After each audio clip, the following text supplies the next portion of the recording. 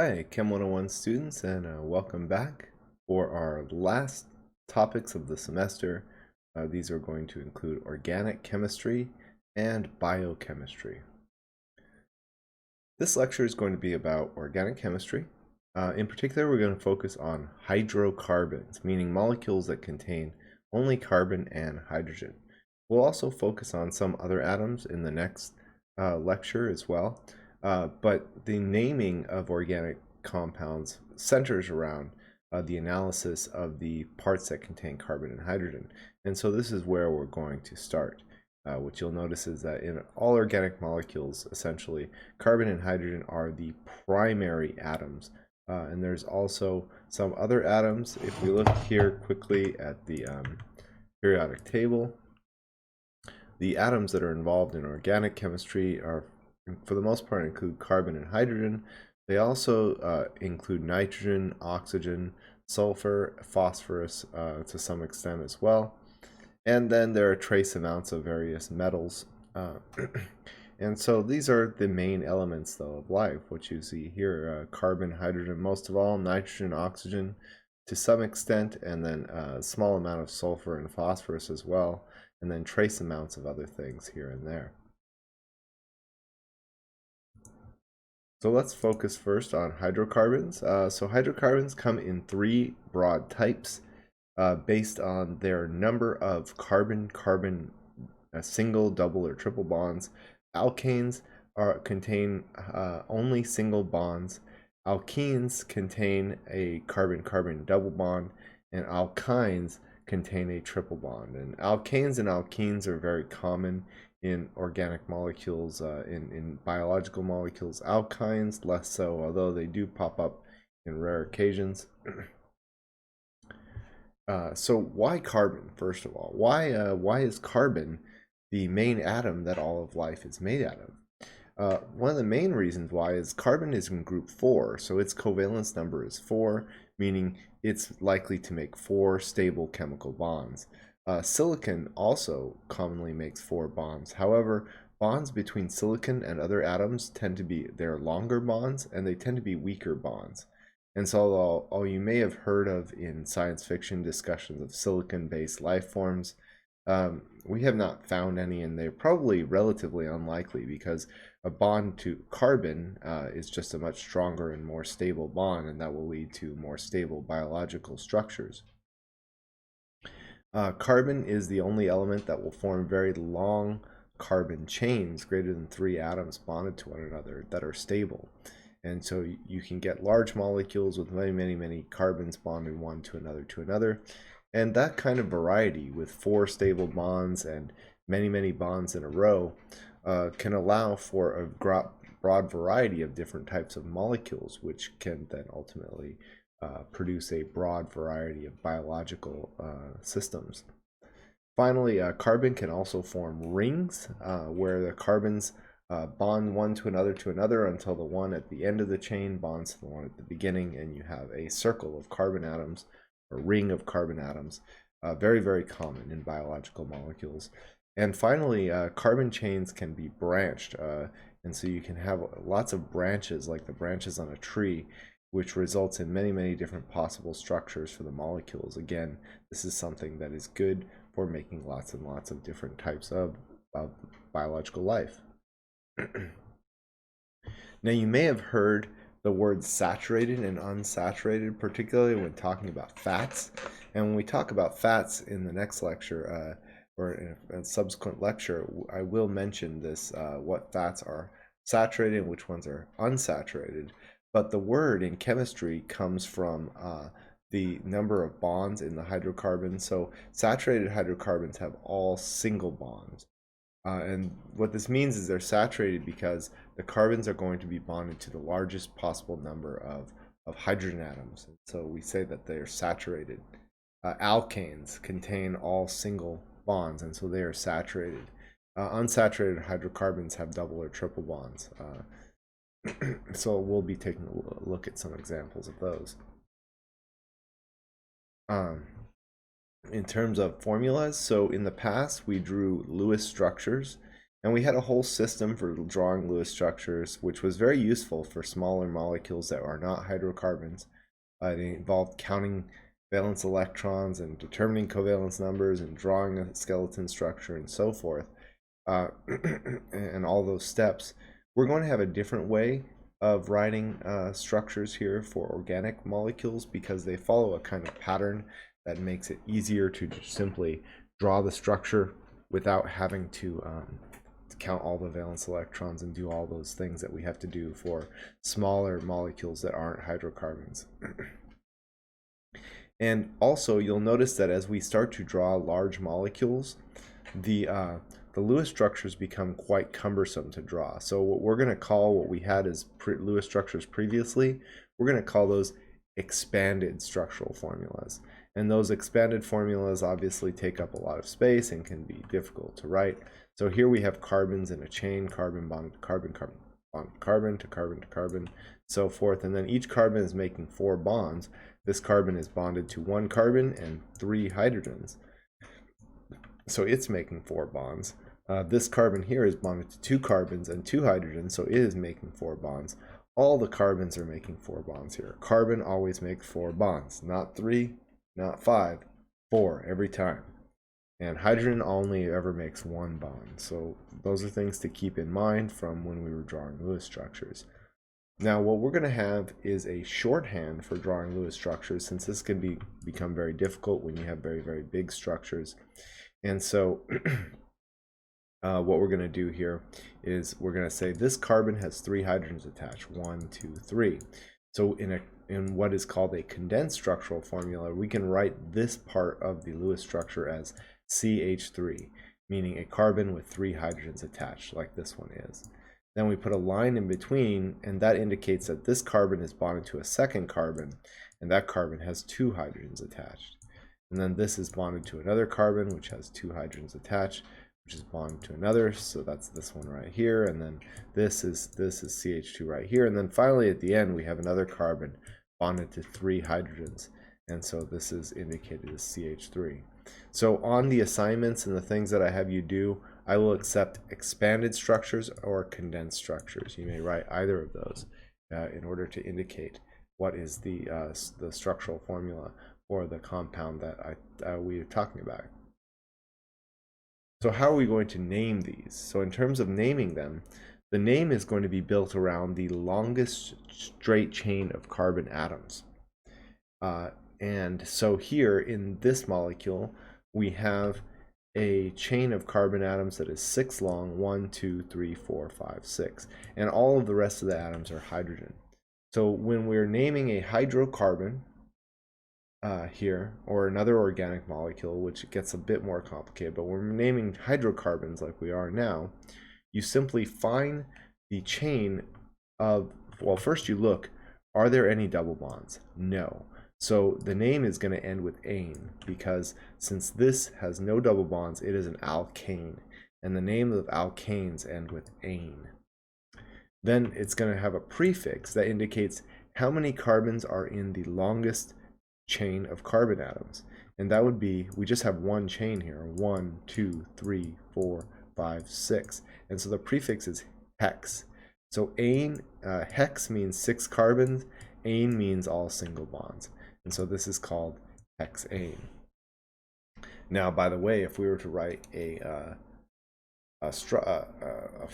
formula for this, the chemical formula would be 6 carbons, C6, H14, 1, 2, 3, 4, 5, 6, 7, 8, 9, 10, 11, 12, and then 2 more at the end. So 14, C6H14. In general, for straight chain alkanes, for any alkane like this, the number of hydrogens is 2 times the number of carbons plus 2. So for alkanes, the general formula is CnH2n plus 2. You don't have to memorize this or anything, but you can see why it is. It's because every carbon has 2 hydrogens attached. Then there are 2 more at the end. So the number of hydrogens is twice the number of carbons plus the 2 at the end. The prefixes go as follows. You're going to want to have these in your notes for naming these. So we used hex here, which is for 6 carbons. For 1 carbon, the prefix is meth. For 2, it's eth. For 3, it's prop, like propane. Bute, for it's bute, like butane. So you may now recognize some of these from some substances that you know of. With 5 carbons, the prefix is pent. From here on out, it goes just like mathematical polygons, like pentagon, hexagon, heptagon, octagon, nonagon. So 5 is pent, 6 is hex, 7 is hept, 8 is oct, and 9 is non. So let's say we want to name these compounds here. What would be their name? Well, these both involve straight chain hydrocarbons, so there's only one chain, and it's all single bonds, and so this is going to end with ane because it's all single bonds.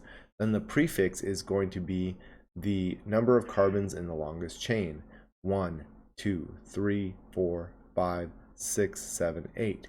Since there are 8 carbons in the longest chain, we're going to use the prefix oct, which is for 8, and this molecule is called octane. You've probably heard of octane from the gas station. In fact, octane is a measurement of how many of these types of octane molecules there are relative to other types of molecules with 8 carbon atoms in them. This straight chain octane actually has an octane rating of 0. That's what the octane rating is based off of. And then there's some branch type of octanes that have an octane rating that is higher. Now, when you see a condensed structure like this, you may be uncertain if it's an alkane or not. So you may have to draw it out. We have CH3, so this has a carbon with 3 hydrogens attached. And then we have CH2, so this carbon has 2 hydrogens attached. And then this carbon CH2, this one has 2 hydrogens attached. And then the next one, CH3, this has 3 hydrogens attached. So the expanded structure looks like this. The condensed structure is down here. We can see that this is saturated. Every carbon has 4 bonds. They're all single bonds. So this is going to just be a straight chain alkane. So its name will end with ane. Since it has only single bonds, the ane means only single bonds. And then we'll put a prefix that indicates how many carbons in the longest chain. 1, 2, 3, 4. 4 carbons in our chain, and that's all we've got. So the prefix for 4 is bute. So this molecule is butane. This is the molecule that is generally in lighters, and we burn it to produce the flame on lighters.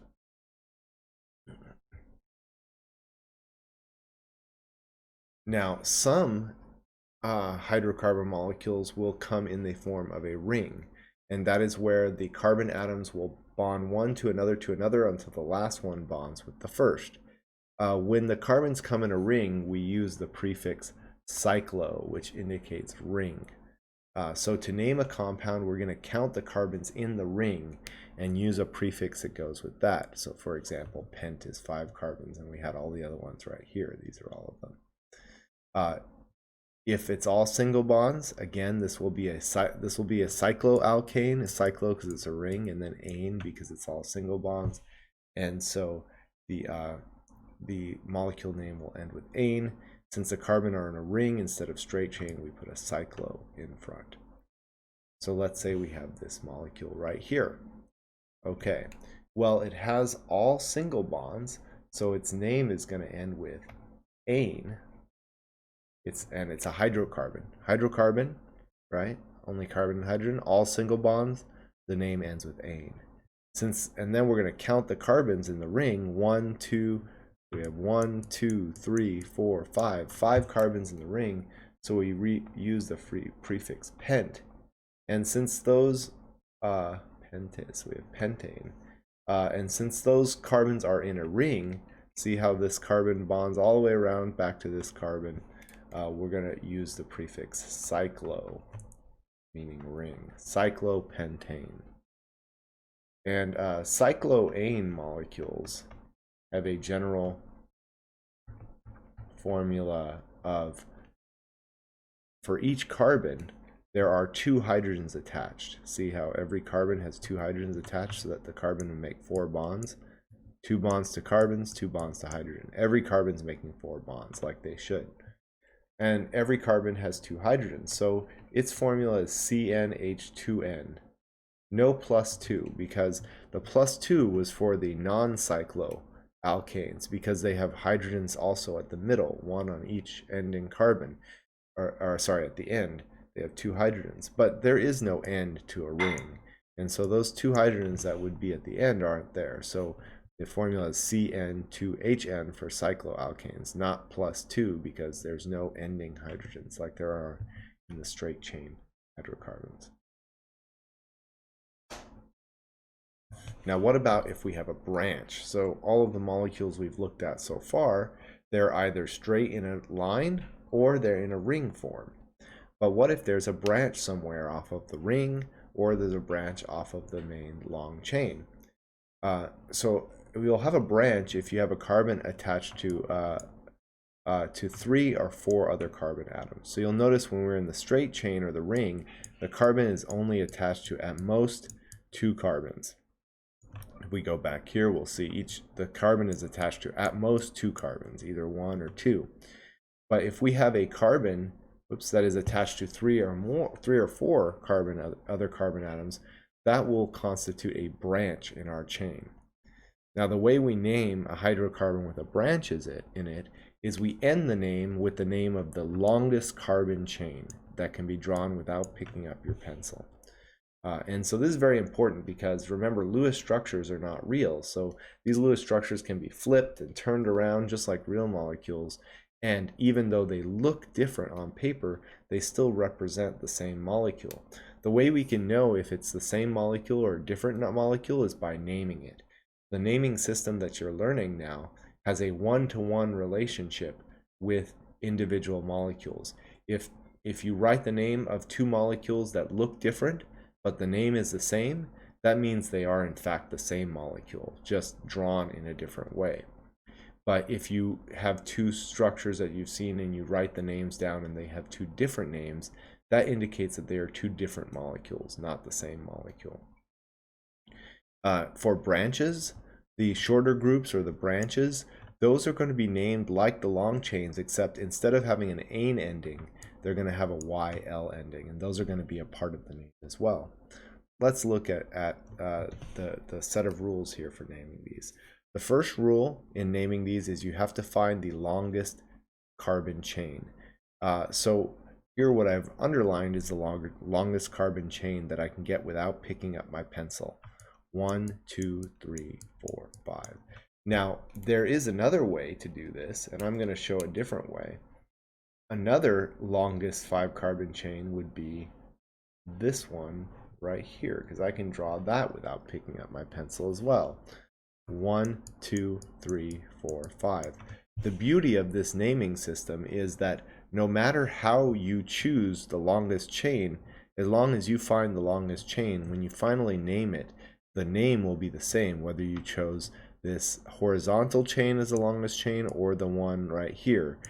In this case, the branch is right here for the blue line here. The branch is this one sticking up. If I consider the red line my longest chain, then the branch is right here. But either way, the name will end up being the same. Okay, so I'm going to erase that real quick. Okay, so we've identified the longest chain now, and there's no ring. Now we're going to number the chain such that our first number is the carbon closest to the first branch. So we're going to call this one here, we're going to call this carbon number 1 right here. Uh-oh. Drawing instead of erasing. So we're going to call this one right here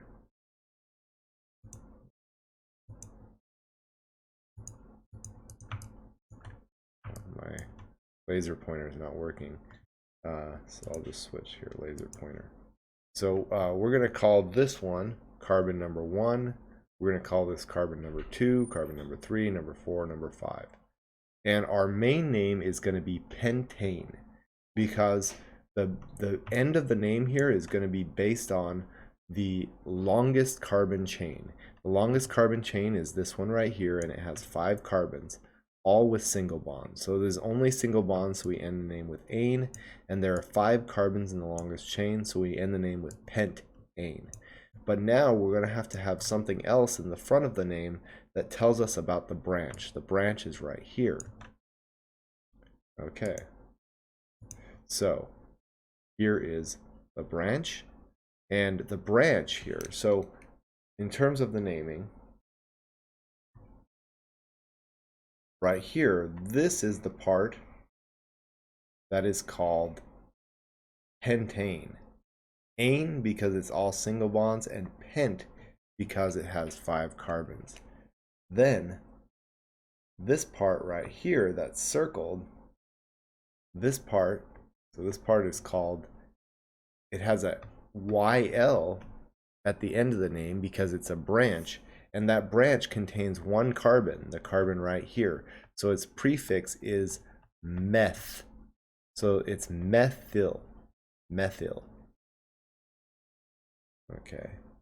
So the YL means branch, the meth means 1 carbon in the branch. And so that's the methyl here. Then the 2 right here is the carbon that the methyl group was attached to. It was attached to the 2nd carbon. It could have been attached to the 3rd carbon, but it wasn't. It was attached to the 2nd carbon. And so we write a 2 and then a dash.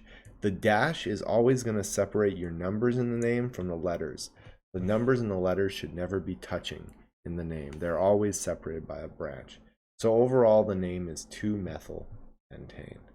We locate and name the group, and then finally we write the name. Now, one thing to notice is we talked about hexane, and we talked about 2-methylpentane here. Notice first that they had 2 different names. This one was called hexane. Again, that is because its longest chain is 6 carbons, and there's only single bonds. So ane means single bonds, hex means 6 carbons in the longest chain. But for this one, the longest chain was only 5 carbons. The longest chain was right here. This was the long chain, and then this was the branch right here. And so our name on this one ended with ane because it was all single bonds, pent because in the longest chain there were 5 carbons, 1, 2, 3, 4, 5. I numbered the carbon on the end of the longest chain starting from the side closest to the branch. The branch here, it's a branch, so it has a YL at the end of the name, and then it's a branch with a single carbon, so it has a meth prefix for the branch. Finally, we have to indicate where on the longest chain is the branch. It's on the 2nd carbon, so we say 2-methyl. But if we look at both of these, in terms of their carbons, they both contain 6 carbons. 1, 2, 3, 4, 5, 6 for hexane. For 2-methylpentane, 1, 2, 3, 4, 5, 6. 6 carbons. So they both have 6 carbons. In terms of hydrogens, hexane has 1, 2, 3, 4, 5, 6, 7, 8, 9, 10, 11, 12, 13, 14. 14 hydrogens. The 2-methylpentane has 1, 2, 3, 4, 5, 6, 7, 8, 9, 10, 11, 12, 13, 14. Also 14 compounds, hydrogens. So if you have 2 molecules that are different molecules, and we can tell these are different molecules because they have different names, but they have the exact same of each type of atom in them, those are called isomers. And these molecules are isomers of one another. Isomers have the same number of each type of atom, but they're connected together in a different way. And because they're connected together in a different way, they make different molecules with different names. The more carbons you have in the compound, the more the number of the isomers. So many protein molecules in your body, for example, may have thousands and thousands of carbon atoms. And so the number of possible isomers for those molecules is virtually unlimited. It would be, if you has 50 carbon atoms, it would be 50 factorial, 50 times 49 times 48 times 47, a huge possible number of molecules. So perhaps you can even better see why evolution chose carbon as the atom of life. It's because it leads to so many different possibilities given the same atoms. Those atoms can be arranged in all kinds of different ways, resulting in biological molecules of all different types of functions. What would be another isomer of hexane? It would be 3-methylpentane. So here, in this molecule, it's like the 2-methylpentane, but instead of the branch being attached to the second carbon, which would be here or here, it's attached to the carbon in the middle, which is the third carbon. So again, in naming this, our main carbon chain is the one going across the middle here. It has 5 carbons, and so we would end our name with ane, since there's only single bonds, and pent, since the longest carbon chain has 5 carbons. Then it's got a branch, and so this branch is called, it's going to be called YL at the end of the branch's name because it's a branch, and the branch here contains 1 carbon, so the prefix for the branch is meth, and then we just have to indicate on what carbon in the main chain the branch is on. It's on the 3rd carbon, and notice it doesn't matter if we number, in this case, 1, 2, 3, 4, 5 left to right, or 1, 2, 3, 4, 5 right to left. In both cases, the branch comes at the 3rd carbon, and so here 3 is the right number. Always the lowest number is chosen. That's why we start the numbering at the end closest to the branch, so we get the lowest number here. For example, if we look back at this example here, what if we numbered like this? 1, so this would be the wrong way to number, wrong number. If we did 1, 2, 3, 4, 5 from right to left, this would be incorrect because this would put the methyl group on the 4th carbon, but that is not the lowest possible number.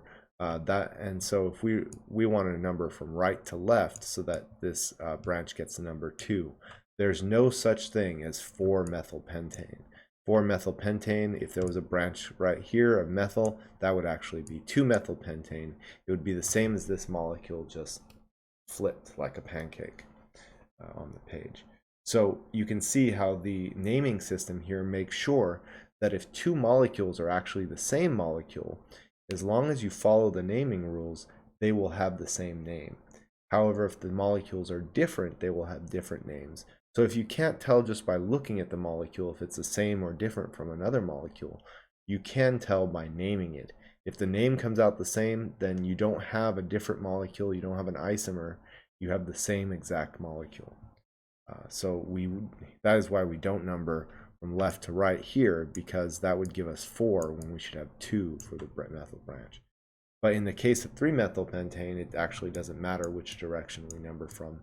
In both cases, the methyl branch is on the 3rd carbon.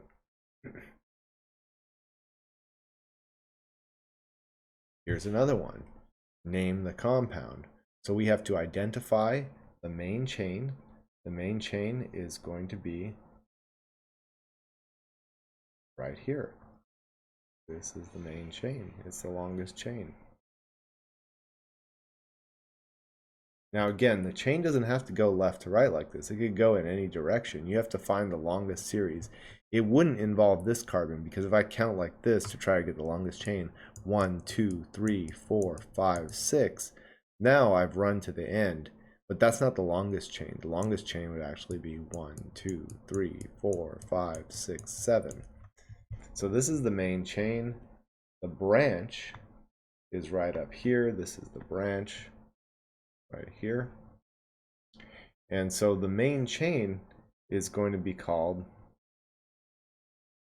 its name is going to end with ane, because the ane here, this indicates all single bonds, and then we're going to have a prefix that indicates how many carbons in the longest chain. That is, and I can number them here. I'm going to number starting from right to left because that's closest to the branch. 1, 2, 3, 4, 5, 6, 7. So this is going to be heptane. Hept is the prefix for 7. Now for the branch is a branch, so its name is going to end with YL, and that branch contains 1 carbon, so its prefix is meth. Now we just have to put the name of the whole compound together. The name is going to end with heptane, because that's the name of the main chain. Then before that will come the name of the branch with it, which is methyl.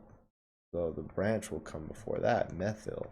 And then before that we put a number that indicates on what carbon on the main chain that the branch is branching off from. It's going to be the 3rd carbon. And so we would say 3-methylheptane. An important note again, there's no such thing as 5-methylheptane. So the wrong way to number this, so if we were doing this the wrong way, the wrong way would be to number it 1, 2, 3, 4, 5, 6, 7. But we're not going to number that way because that's starting from the end that's furthest from the branch. So 5-methylheptane is not a molecule. This molecule is 3-methylheptane. And so we would not number in this way.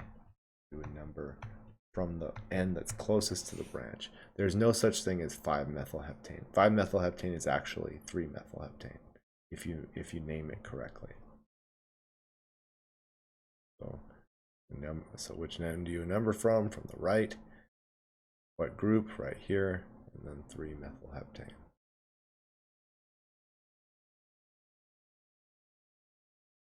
So a couple of more practice. What about going from the name to the formula? Well, in this case, again, drawing the Lewis structure here is going to be a lot simpler. What we're going to do when you're trying to draw the Lewis structure is you're going to want to first draw out the main chain. So prop here means 3. That's what this means. And ane means single bonds. Single bonds. So I'm going to put 3 carbons in the main chain connected all by single bonds. And so this is the skeleton structure for hydrocarbons. And you can start with this. Since you know every carbon has to make 4 bonds, and it's a hydrocarbon, so the rest are hydrogen, you don't have to count valence electrons and do all that for a hydrocarbon. Just make your skeleton with your 3, in this case 3 carbons in the main straight chain. Then we're going to attach hydrogens until each carbon gets 4 bonds. So this carbon has 1 bond. It needs 3 more, so we write 3 hydrogens on it. Now this carbon has 2 bonds already. It needs 2 more, so we write 2 hydrogens on it. And then this carbon has 1 bond. It needs 3 more, so we write 3 hydrogens on it. And then we have propane. We could also write the condensed formula. The condensed formula would be CH3, since this carbon has 3 hydrogens attached. And then that would be attached to a carbon with 2 hydrogens, CH2, and then attached to a carbon with 3 hydrogens, CH3. Okay. Well, either of these structures, either the expanded or the condensed, is acceptable here. So that's the propane. Cyclobutane. So ane tells you all single bonds. Bute tells you, so this is single bonds, single. This is 4 carbons. And cyclo means ring. So 4 carbons in a ring, all single bonds. And so we would put 4 carbons in a ring, all single bonds, like that. Then again, we're going to attach hydrogens until the carbon, each carbon here is making 4 bonds. So this carbon is making 2, so it needs 2 more hydrogens. This carbon is making 2, so it needs 2 more. This one is making 2, so it needs 2 more. This one is making 2 bonds, so it needs 2 more. You could also write this as a condensed CH2. This carbon has 2 hydrogens attached. So does this one. And then this one has 2 hydrogens attached, CH2. And then this one also has 2 hydrogens attached, CH2. And so either of those methods is fine, either expanded or condensed. Finally, 2-methyloctane. I'm just going to write that one as condensed. So ane here is telling me all single bonds. Oct means there's 8 carbons in the longest chain. Methyl means 1 carbon branch. And 2 means it's on second carbon. So I'm going to write myself a structure here with 8 carbons. Carbon 2, 3, 4, 5, 6, 7, 8. So there are my 8 carbons. And then on the second carbon, so I'll call this the second one, I'm going to have a branch that has 1 carbon. So it's good to draw the skeleton structures like this, then you can fill in the hydrogens. Because this is such a big molecule, I'm going to write this in the condensed form to make it easier. I just have to figure out how many bonds each carbon still needs. So this carbon has 1 bond. This carbon right here has 1 bond to the neighboring carbon, so it needs 3 more. So it should have 3 hydrogens attached. So we're going to say CH3. Now this carbon is making already 3 bonds. 1 here, 1 here, 1 here. And so it needs only 1 more bond. So it's going to have 1 hydrogen. So I'll say CH. This carbon is only making 1 bond. It needs 3 more. So I'll give it 3 hydrogens. CH3. This carbon is making 2 bonds. It needs 2 more. So I'll give it 2 hydrogens. CH2. This carbon also 2 bonds, needs 2 more. This one 2, this one 2, this one 2, and then this one is only making 1 bond, so it needs 3 more. So we say CH3. And of course, again, there's more than one way to draw these. Okay, I could have put the methyl all the way on this side. That would have also been 2-methyloctane, numbering from the right side. These are both the same molecule. Again, if you're ever uncertain if 2 molecules are the same molecule or if they're different, like let's say 2 isomers of one another that have the same atoms but maybe different structures, write down the names of them, determine the name. If the name is different, they are different molecules. If the name is the same, they're the same molecule. They're not isomers from each other and they're not different molecules at all. They're the same molecule if they have the same name.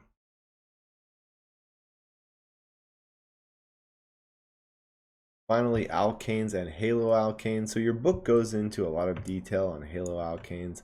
I'm not going to talk so much about haloalkanes. I'll talk here though about naming cyclo groups with branches here. So for example, here we have a cyclo molecule, but it has a branch. So the issue with branches in cyclo molecules is that when we had straight chain molecules, we numbered our carbons from the end of the chain closest to the branch. But with a cyclo molecule, there is no end to the chain. It's in a circle, so it just goes around and around. So what we do though is we identify the cyclo part as the main chain, and we name that. So this part here is going to have a name, and then this is the branch off from the cyclo part. And so we're going to name each one individually. So for the blue part here, can't find my cursor. So for the blue part, this part right here, it's got all single bonds, so its name ends with ane. And it's got 6 carbons in the ring, 1, 2, 3, 4, 5, 6. So we're going to say hex, which indicates 6. And those carbons are a ring, so we're going to call this cyclo. Cyclo means ring, hex means 6 carbons in the ring, and ane means all single bonds. Okay. And then next here we have a branch, and this branch has 2 carbons. So in this branch, it is a branch, So its name is going to end with YL. However, it has 2 carbons, so for this branch we use the prefix for 2 carbons, which is eth. So the branch is called ethyl, and the main chain is called cyclohexane. So when we write the name, we put cyclohexane at the end. That goes right there at the end. That's the main chain, so the main chain always goes at the end. Then we put the branch before that, so the branch here is ethyl, right, ethyl. Then we indicate where on the chain it is, and when it comes to numbering items here in the chain, we'll just call, when we have a straight chain, we start the numbering on the end of the chain closest to the branch. If we have a cyclo, the 1 goes on the carbon with the branch, and then we can number around 2, 3, 4, 5, 6. So that's what we do if we have a cyclo compound with 1 branch. Now, things get a little bit trickier if we have more than 1 branch, because again, we're dealing with a cyclo which has no beginning or end, and so the numbering part has to be a bit different. The ring is always going to be the main feature, and it will be the last part of the name. The numbering will start with a carbon number where a group is located. Now, if a group if a cyclo compound or a straight chain compound has 2 groups, then we're going to have to number both the groups, and we're going to have to use a prefix which indicates how many groups. So here we have a cyclo compound with 4 carbons in the cyclo part and 2 branches. So the way we name this is that the cyclo part here gets its name, which is going to go at the end. So this is all single bonds in the cyclo part, so we put N at the end of the name. It has 4 carbons in the cyclo part, so we put bute, and then it goes around in a ring, so we put cyclo. So this part where indicated by the blue is called cyclopentane. Then we have 2 groups here with 1 carbon, 2 branches or groups. This group has 1 carbon. We're going to call it meth for 1 carbon and YL for branch. And this one also has a branch with 1 carbon, methyl. So here's the way that we approach this. We end the name with the cyclopentane, because that's the main part of the ring, cyclopentane. So cyclopentane right here. Then we've got 2 of the same group, methyl. So instead of saying methyl, we're actually going to say, so both of these groups are methyl, but we've got 2 of them. So we're going to say dimethyl. So when you have 2 of the same group, you say di before it. If you have 3, you say tri. Since we have 2 methyls, we're going to say dimethyl. And then in numbering these carbons, we have to start with one of the branches, like this one here, 1, then we number around either way, 1, 2, 3 or 1, 2, 3. Those both get us to the nearest branch that is the same speed. So the first branch is carbon number 1, this one is carbon number 3. We could have also numbered it like this, 1, 2, 3, for example. That would have worked too. It would give us the same numbers, 1 and 3. So what we do is we put a number to indicate where each of the branches are, and we put a comma between the numbers. So it's 1, 3, and then a dash. Always separate the numbers and the letters with a dash. Dimethyl cyclopentane. What about this one? This one also has 2 groups, but these are 2 different groups. So we're going to identify the various parts again. And so first we're going to start with the main group, which will be the ring. So that's going to be this guy right here. This is the ring. And we name that part first. So this is in a ring, so we say cyclo. It's got 6 carbons in the ring, so we say hex. And there's only single bonds in the ring, so we end with ane. So the blue part's called cyclohexane, and that's what's going to go at the end of our name. And then next, we're going to identify our branches. Here is one branch, this branch has 2 carbons in it. So since it's a branch, its name will end with YL, and since it has 2 carbons, the prefix will be Eth. Then we've got another branch right here, and this branch has, it's a branch, so it ends with YL, and it has 1 carbon in it, so its prefix is meth. Now when we have more than one branch, what we do is we write them in alphabetical order. So the E is going to come before the M. Now I just have to number these, so I'm going to write the numbers here. The numbers are going to be, we got to start either here with the methyl or here with the ethyl. Because we have only one of these groups each, and we're going to be writing the ethyl first, we'll put a 1 on the ethyl because of the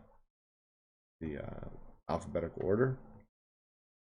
Then here's another thing. We have to choose which direction to number around in.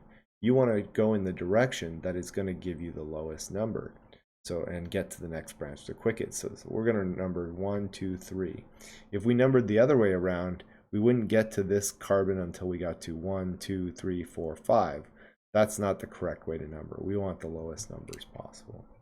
And then we could continue to number around 4, 5, and 6. Okay. And so now we're ready to write the name. Notice as you've been watching me write the names, I always start with the main name first at the end. So that's going to be this right here. That's the main part of the chain. It is the cyclohexane. Then we're going to put the branches, and again, because of alphabetical order, the ethyl branch will come before the methyl. So we're going to put methyl before ethyl here. Then we have to indicate what number the methyl is at.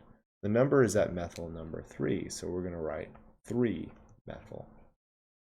Then before the methyl, because of alphabet, again, ethyl is going to come first, and the ethyl is on the first carbon. So we're going to say 1-ethyl. And we make sure that the numbers and the letters never touch, so there should be a dash here between the ethyl and the 3. So overall, the name is 1-ethyl, 3-methyl cyclohexane. There we go.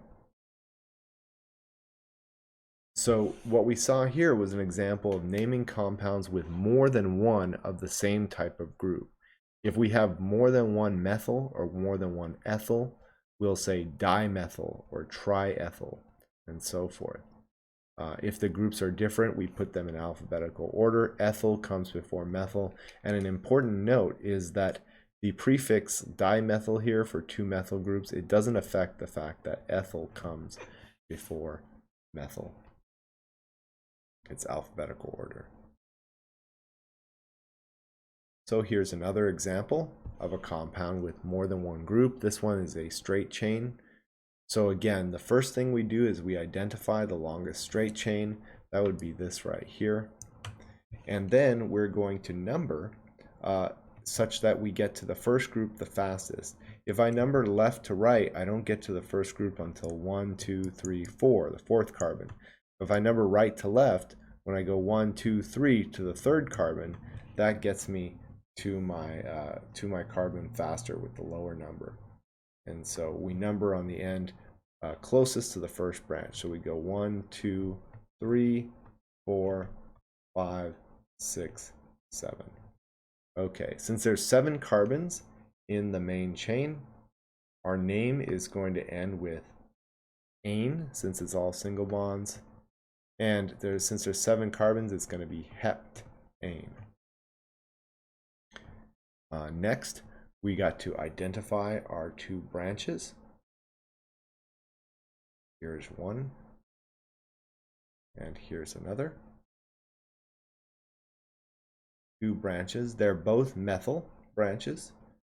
So we're going to call these dimethyl. Dimethyl meaning 2 methyls. Dimethyl. Then we're going to indicate the locations of these. They are at carbon number 3 and 4. So we put 3, 4, and then a dash to make sure that the numbers are separated from the letters. This is 3, 4, dimethylheptane.